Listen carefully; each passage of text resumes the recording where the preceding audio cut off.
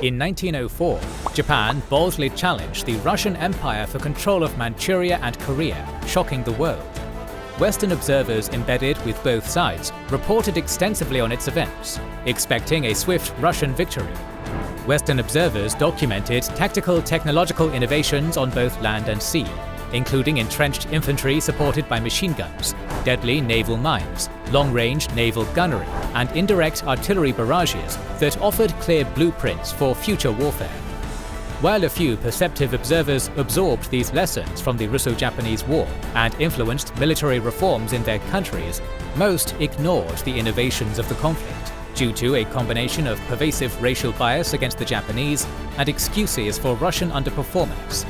The decision to ignore the changing nature of warfare in the Russo-Japanese War had major downstream consequences, leading to disastrous strategies and massive casualties in the early years of World War I. In this video, we will explore how the Western world reacted to the first Asian power to defeat a European one in the modern era, and examine what lessons they did and did not learn from it.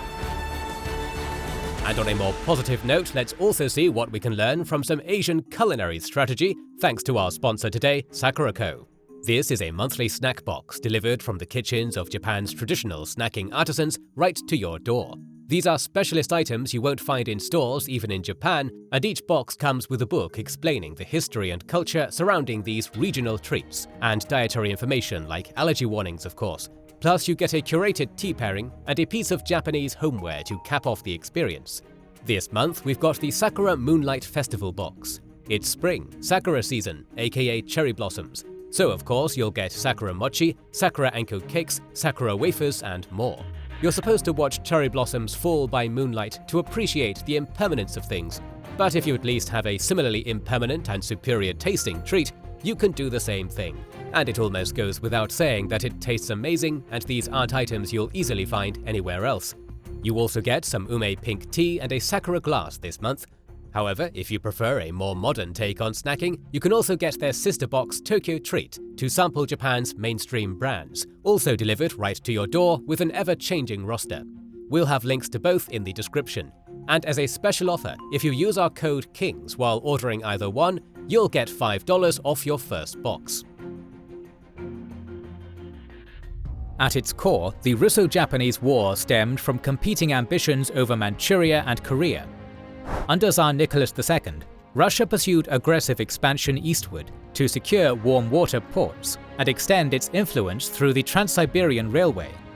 Meanwhile, after Japan underwent an extremely rapid industrialization during the Meiji Restoration, a newly modernized Land of the Rising Sun defeated the Qing dynasty during the First Sino-Japanese War of 1894 to 1895. However, Japan's victory was undermined when it was pressured to relinquish the Liaodong Peninsula to Russia, fueling resentment among the Japanese government and public. By 1904, diplomatic negotiations had faltered, as Russia refused to recognize Japan's sphere of influence in Korea, while Japan saw Russian fortifications in Port Arthur as a direct threat to its national security. The war erupted on February 8, 1904, when Japan launched a surprise naval attack on the Russian fleet at Port Arthur, echoing tactics that would later define their attack on Pearl Harbor. Western observers approached the conflict with a mix of curiosity, condescension, racism, and overwhelmingly predicted a Russian triumph. When covering the war for the San Francisco Examiner, the American novelist Jack London wrote that the Japanese are the superior race in the Far East, but the white man is the white man, and he will find a way to rule. As Japan gained victories throughout the war, many Western observers attributed their triumphs to Asiatic fanaticism rather than superior tactics or technology, and this led Western militaries to dismiss the war's innovations as inapplicable to civilized European conflicts. Following the attack at Port Arthur, the conflict rapidly escalated into a grueling land and sea campaign. Japan's strategic objectives centered on securing control of Korea and Manchuria, while Russia aimed to defend its Far Eastern holdings and reinforce via the incomplete Trans-Siberian Railway. Embedded with the Imperial Japanese Army, the senior British Army officer Ian Standish Monteith Hamilton witnessed the first major land battle at the Yalu River, where Japanese forces under General Kuroki Tememoto decisively defeated Russian troops, allowing Japan to advance into southern Manchuria. Hamilton noted the tactical use of artillery and infantry coordination, which routed the Russians, and remarked, "The crossing of the Yalu was a model of what such an operation should be. The Japanese moved with the precision of a well-oiled machine, and the Russians, caught off guard, were unable to mount an effective resistance." Embedded within the Russians, the American journalist Stanley Washburn added that the crossing of the Yalu was executed with a precision and daring that would have done credit to any army in the world. The Russians, surprised and overwhelmed, fled in confusion, leaving the field to the victors. Further victories at Nanshan, Tilisu, Motian Pass, and Tashichao isolated Port Arthur. Foreign observers noted that Russians mistakenly positioned artillery on high points for direct fire support, ignoring indirect fire or concealment. This flawed doctrine allowed Japanese guns to quickly identify and destroy them. Captain Berkeley Vincent noted that during the Battle of Nanshan, Russia lost nearly all of its artillery before 9 AM on the first day of the battle. By May 1904, Japanese armies, led by General Nogi Marisuke, had encircled Port Arthur, cutting off Russian supplies and reinforcements. The progression highlighted Japan's logistical efficiency and modern tactics, in contrast to Russia's slow mobilization and internal disarray, which foreign observers noted as early indicators of vulnerability. Hamilton noted that the Japanese logistical arrangements are a marvel of efficiency. Their rapid advance and encirclement of Port Arthur exposed the Russians' fatal sluggishness in mobilization, a weakness that may prove decisive. This sentiment was mirrored later by Captain John J. Pershing, who stated, "The Russian mobilization is a study in chaos, supplies delayed, troops disorganized, while the Japanese demonstrate unparalleled efficiency in their rapid encirclement and isolation of Port Arthur." The siege of Port Arthur became one of the war's bloodiest episodes, foreshadowing the trench warfare of World War I. Japanese forces launched repeated human wave assaults against heavily fortified Russian positions, with machine guns, artillery, and minefields. Jack London's vivid descriptions captured the carnage of such human wave attacks. The hills were alive with death. Men tore madly at the earth with hands and feet, burrowing like animals to escape the hail of bullets and shells. The besiegers employed innovative siege tactics, including extensive trench networks, sapper tunnels for mining fortifications, and heavy artillery bombardments. Hamilton noted that the siege of Port Arthur is a revelation. The Japanese have turned the hills into a network of trenches and saps, exposing the Russians' every weakness in defense and supply. After a bloody victory at 203-meter Hill, the Japanese were able to mount their artillery to target the harbour, crippling the remaining Russian fleet. Embedded with Russian forces, the Irish-American journalist Francis McCullough noted that, "From the Russian side, 203-meter Hill was a hell of fire and blood. The Japanese came on endlessly, and when they took it, our fleet was exposed and destroyed from afar." The casualties were catastrophic, over 58,000 for the Japanese and around 31,000 for the Russians. In March of 1905, a young Douglas MacArthur, later famous in World War II, arrived as an aide-de-camp to his father, Arthur MacArthur Jr. Commenting on the conflict, he remarked that the siege revealed the Japanese as masters of modern warfare. Their assaults on fortified hills showed a tenacity that broke Russian spirit, while the Tsar's forces crumbled under poor command and isolation. Observers like Hamilton, Pershing, and MacArthur highlighted the lethality of machine guns, trenches, and artillery in prolonged sieges. However, racial biases led many to dismiss these as anomalies of Oriental warfare, contributing to the disregard of trench warfare's full implications. With the fortress's surrender, Japanese forces under General Oyama Iwao redirected their attention northward, consolidating control over southern Manchuria and preparing for a climactic confrontation with the Russian army. Facing mounting pressure, Russian General Alexei Kuropatkin aimed to regroup and counterattack, relying on reinforcements via the Trans-Siberian Railway. However, logistical woes, delayed supplies, harsh winter conditions, and low morale plagued the Russian side. The Battle of Liaoyang in August of 1904 saw Oyama's forces clash with Kuropatkin's army in a massive engagement, in which Japanese flanking maneuvers forced a Russian retreat, despite heavy casualties on both sides. Embedded with the Japanese, the American war correspondent Frederick Palmer witnessed the battle and stated, The Japanese had fought with the precision of a machine. They outflanked the Russians completely. The Russians were brave men, but they were outgeneraled and outfought. Embedded with the Russians during the battle, the British correspondent Maurice Baring stated that the battlefield was a sea of flame and smoke. The Japanese pressed on with a quiet determination that seemed almost superhuman, while the Russians fought like lions in defense. From within the Russian camp, Captain Max Hoffman critiqued Kuropatkin's cautious strategy, praising the Japanese coordination while lamenting Russian disorganization. At Liaoyang, we saw the future of warfare, masses of men hurled against machine guns and shrapnel, with the Japanese showing a fanaticism that bordered on the sublime. In October 1904, the Battle of Shaho unfolded as Kuropatkin attempted a counter-offensive.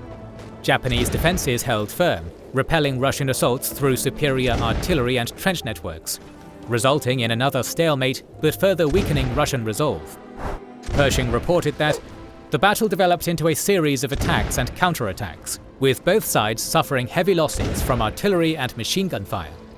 The Japanese entrenchments proved highly effective, demonstrating that well-prepared defensive positions can withstand massed assaults, though at a great cost in lives.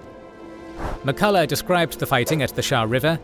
The Japanese seemed to spring from the earth itself. Their infantry advanced in dense masses, and our Cossacks hurled themselves upon them with lance and sabre. But the machine guns turned the plain into a charnel house. Wave after wave of the little yellow men came on, as inexorable as the sea. Our men fought like demons, but the fire was pitiless, and the ground was strewn with the dead. Amid the final throes of the Port Arthur siege, the Battle of Sandipu in late January 1905 saw Russian attempts to relieve the pressure against Japanese entrenchments fail, exacerbating their logistical woes. The Battle of Mukden was the war's largest land clash, featuring over 600,000 troops across an 80-kilometer front. This engagement saw Japanese forces use flanking maneuvers, make rapid advances, and exploit their superior artillery and intelligence to gain victory. Generals Karamura and Kuroki enveloped the Russian flanks, catching Kuropatkin off guard despite his fortified trenches and machine guns. Phases of probes, night attacks, and barrages forced a chaotic retreat. By March 10th, Mukden fell, with the Russians fleeing north and abandoning their equipment. This victory secured Manchuria for Japan, demoralized the Russian command, and fueled the 1905 revolution. Douglas MacArthur noted during his tour, "As we traversed the scarred fields of Mukden with their abandoned trenches and the silent testimony of artillery barrages, I sensed the heavy toll of modern warfare. Gone was the chivalry of old. This was mechanized carnage, requiring commanders who could innovate and outmaneuver, not just overpower." The casualties were staggering. Japan suffered around 75,000 losses, while Russia endured over 89,000, including massive desertions. Colonel Valery Havard, embedded with the Russians at Mukden, compiled a list of lessons learned. He noted shifts from frontal assaults to flanking due to machine guns, leading to more forced marches, night attacks, and winter fighting, increasing battle fatigue and bayonet use. Rifles were less effective at longer ranges, while artillery caused up to 50% of wounds, with higher overall casualties, and a 1-to-4 killed-to-wounded ratio. Based on this, he recommended changes to the US Army's Medical Corps, stating that they should devise a plan to train and mobilize large numbers of medical personnel and to develop civilian organizations, such as the Red Cross. He also noted that an adequate evacuation system, such as railroads and telephone technology, would be critical for hospital staff. The land battles underscored the effectiveness of flanking, artillery coordination, and defensive entrenchments, prompting some implementations, such as Germany's heavy investment in artillery. Yet the emphasis on Asiatic fanaticism over machinery led to disregard for the need for integrated indirect fire and grenades, mirroring World War I failures, in which initial offensives ignored similar casualty rates. By August 1904, with Port Arthur under siege, Admiral Wilhelm Wittgeft attempted a desperate breakout to link up with the Russian squadron at Vladivostok. The resulting Battle of the Yellow Sea marked the first major confrontation between modern steel battleship fleets. Wittgeft's flagship Cesarewitch was hit early, and chaos ensued when the admiral was killed by shrapnel. The Russian line disintegrated, with some ships fleeing back to Port Arthur and others interned in neutral ports. Captain William C. Pakenham, aboard a Japanese vessel, wrote in his dispatches, "The Russian squadron, brave but disorganized, steamed into our trap. Togo's gunnery was superb. Shells rained down with unerring accuracy, shattering masts and hulls alike. It was a lesson in modern tactics, the importance of speed, range and command. These naval actions demonstrated the value of mines, blockades, and long-range gunnery, influencing reforms like the US Navy's focus on fire control. However, the underestimation of these tactics contributed to naval surprises in World War I, such as unrestricted submarine warfare. Afterwards, Russia dispatched its Baltic Fleet under Admiral Zinovy Rozhestvensky on an epic 18,000-mile voyage to relieve the pressure. The Baltic Fleet's journey, beginning in October 1904, was plagued by mishaps, including the infamous Dogger Bank incident, in which they mistakenly fired on British trawlers, nearly sparking war with Britain. Embedded with the Russian army, Lieutenant Commander Newton McCulley monitored the fleet's progress and wrote in a report that the Baltic Fleet, after a voyage of unprecedented length, arrived in a condition of exhaustion, both material and moral, which rendered it incapable of coping with the fresh and well-trained Japanese squadrons. Meanwhile, Togo's fleet, repaired and reinforced, awaited them in the Tsushima Strait. As the Russian armada approached the Tsushima Strait, Macaulay, aboard the battleship Mikasa, wrote in his report that Togo's use of wireless and scouts turned the strait into a death trap. The Russians, weary from their odyssey, had no answer to such coordinated might. During the battle, Macaulay learned that real-time communication enabled unprecedented reconnaissance and coordination, a stark contrast to pre-radio eras, when fleets often blundered into engagements blind. This insight prefigured modern command and control systems, prompting navies worldwide to invest in radio infrastructure. The battle kicked off in broad daylight when Admiral Togo crossed the Russians' T, lining up his ships to hammer the Russian fleet with full broadsides, while keeping their own bows as the main target. Gunnery duels unfolded at unprecedented ranges of up to 10,000 yards, greater distances than had been thought possible. Macaulay noted, "The effect of the fire of every gun is so much less than that of the next largest size that when 12-inch guns are firing, shots from 10-inch pass unnoticed. Everything in this war has tended to emphasize the vast importance to a ship, at every stage of her career, of carrying some of the heaviest and furthest shooting guns that can be got into her. For this reason, others heralded the dominance of the big gun, arguing that only the 10 and 12-inch guns had caused appreciable damage at Tsushima, and that henceforth only guns of the largest caliber had any place on capital ships. Japanese high-explosive shells wreaked havoc by sparking fires and mangling structures, while many Russian armor-piercing rounds were duds. Although experts thought AP shells were essential for sinking heavy ships, Tsushima showed that heavy deck bombardment could cripple even armored vessels, paving the way for fatal gunfire or torpedoes. Aboard the Asahi, observer Pakenham vividly captured the carnage. The effect on the Russian battleships was terrible. Flames burst out from all parts. The ships seemed to shrivel up and literally fell to pieces under the storm of shells. It was indescribably grand and terrible. The annihilation of the fleet was complete. He credited Japan's victories to superior speed, long-range gunnery, clever tactics, and wireless coordination, insights that spurred British naval overhauls, such as the all-big-gun HMS Dreadnought in 1906. Lieutenant Commander William Sims, reviewing the battle, stressed fire control's role. The Japanese have demonstrated that the best gunnery wins. Their fire control and accuracy at long range turned the tide. He pushed for American advances in director firing systems, proving that disciplined crews and precise, rapid shooting could outmatch larger fleets. As night fell, Japanese destroyers launched torpedo attacks, further fragmenting the Russian formation. Rozhestvensky's flagship Suvorov was crippled, and the admiral himself was wounded and captured. Despite the chaos, torpedoes underperformed, with only about 2% hitting moving targets, due to primitive designs, poor tactics, and maintenance issues. Observers noted this as a cautionary tale.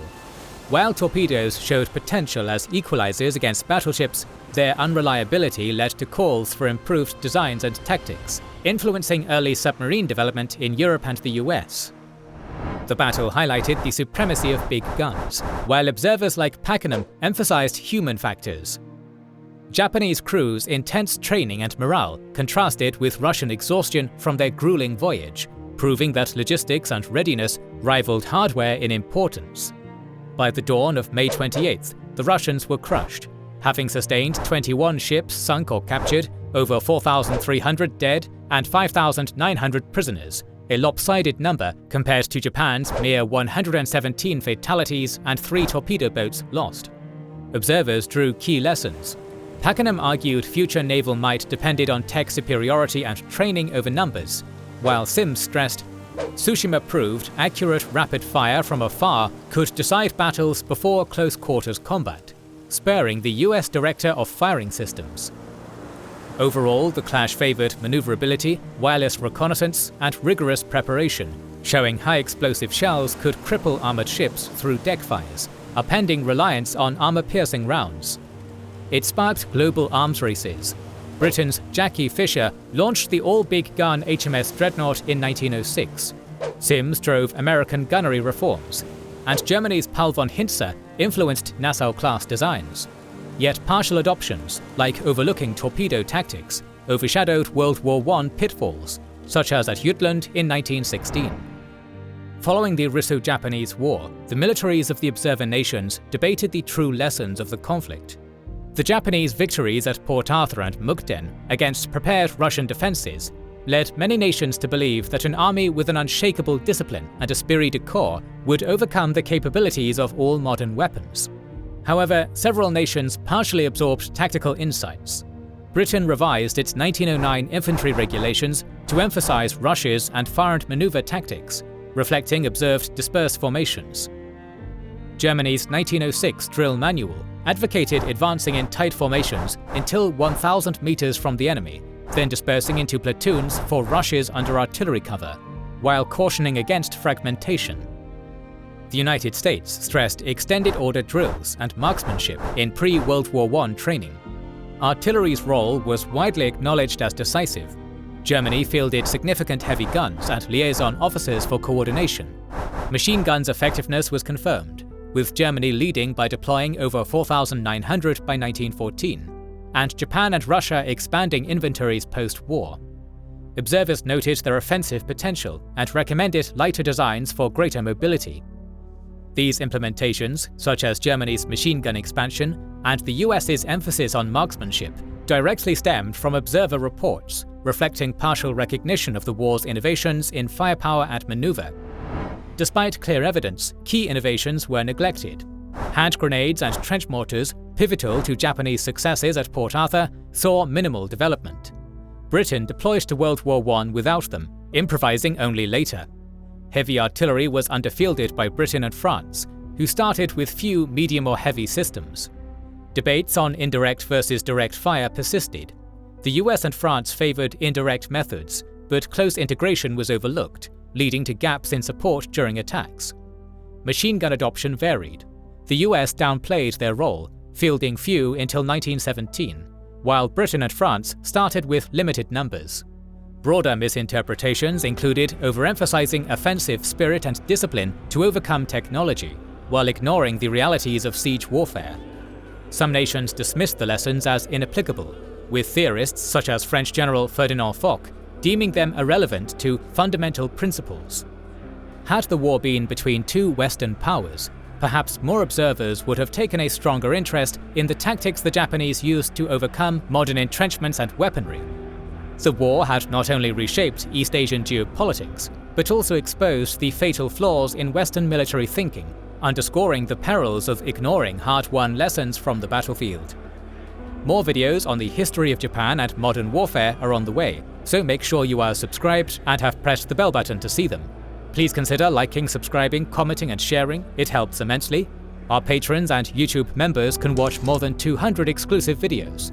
Join their ranks via the link in the description or by pressing the join button under the video to watch these weekly videos, learn about our schedule, get early access to our videos, access our private Discord, and much more. This is the Kings and Generals channel, and we will catch you on the next one.